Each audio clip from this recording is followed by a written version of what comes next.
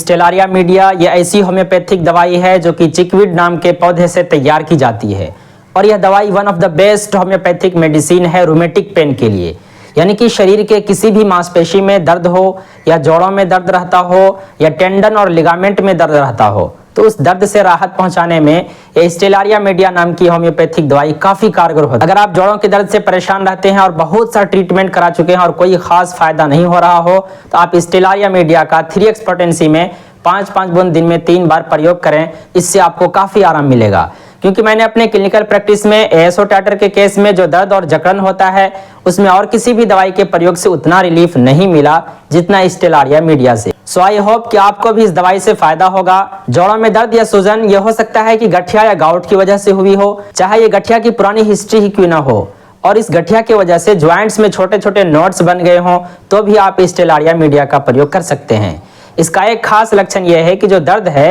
वो लगभग शरीर के हर हिस्से में होता हो और कभी दर्द किसी हिस्से में होता हो तो कभी दर्द किसी हिस्से में होता हो, यानी कि शिफ्टिंग नेचर का पेन होता हो। और गर्दन की मांसपेशियों में जकड़न और अकड़न की समस्या हो, गर्दन को मोड़ने में तथा इधर उधर घुमाने में तकलीफ होती हो तो भी आप स्टेलारिया मीडिया का प्रयोग कर सकते हैं। गठियावात के दर्द के साथ साथ अगर फैटी लीवर की समस्या हो, चुभन जैसा दर्द हो और जब प्रेशर डालता हो तो दर्द का एहसास होता हो, और इसका एक खास लक्षण यह है कि जो स्टूल होता है वो क्ले कलर्ड यानी कि मिट्टी के रंग जैसा स्टूल का कलर होता है। ऐसा जनरली बाइल डक्ट के ऑब्स्ट्रक्शन की वजह से होता है, और जब ये पित्ताशय से पित्त यानी कि बाइल पित्त नली या बाइल डक्ट के बंद होने की वजह से इंटेस्टाइन तक सही से नहीं पहुंचता है तो इसके वजह से मिट्टी के रंग जैसा स्टूल होता है। क्ले कलर्ड स्टूल होने के और भी कारण हो सकते हैं, जैसे कि liver disease, gall bladder disease, pancreatic disorder जैसे कि पेनक्रियाटाइटिस, और कुछ मेडिकेशन की वजह से भी क्ले कलर्ड के स्टूल हो सकते हैं, जैसे कि एंटासिड कंटेनिंग एल्युमिनियम हाइड्रोक्साइड तथा कुछ एंटीबायोटिक्स और बर्थ कंट्रोल पिल्स का इस्तेमाल भी क्ले कलर्ड स्टूल के कारणों में से कारण हो सकता है।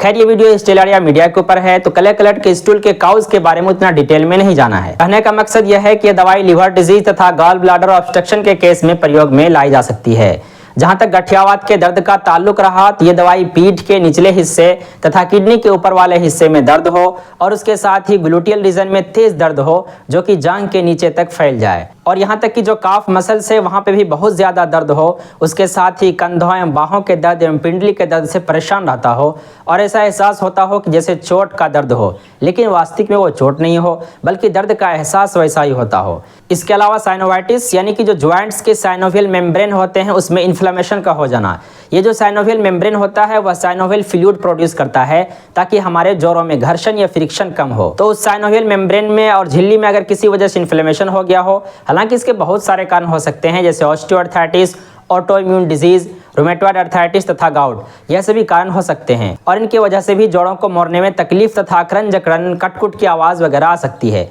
तो इन सभी दर्द की परेशानी से राहत पाने के लिए स्टेलारिया मीडिया का 3x पोटेंसी में इस्तेमाल कर सकते हैं। निष्कर्ष के तौर पर अगर कहें तो दर्द शरीर के किसी भी मसल्स में हो, चाहे किसी भी जोड़ में हो, इस दर्द का कारण चाहे gout, rheumatoid arthritis, autoimmune disease, osteoarthritis ही क्यों ना हो तो भी आप स्टेलारिया मीडिया का इस्तेमाल कर सकते हैं। उम्मीद करते हैं कि बाकी सारे वीडियोज़ की तरह ये वीडियो भी स्वास्थ्य के पर्सपेक्टिव से उपयोगी रहा होगा। Thank you for giving your precious time.